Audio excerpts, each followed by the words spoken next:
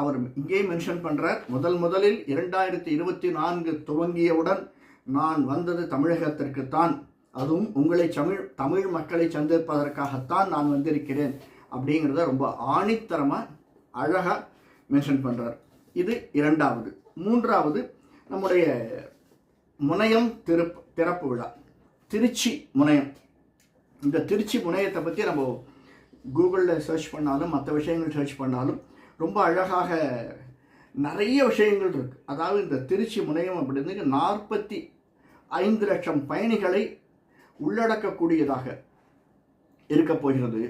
இப்பயே இல்லை, வரக்கூடிய நாட்களிலே இது தமிழ்நாட்டிலேயே ஒரு பெரிய விமான நிலையமாக, இன்டர்நேஷ்னல் விமான நிலையமாக. ஏன்னா இன்டர்நேஷ்னல் விமான நிலையம் அப்படின்னா மற்ற வெளிநாடுகளிலிருந்து அக்சசபிலிட்டி அதுக்கு அதிகமாக இருக்கக்கூடியதாக ஒரு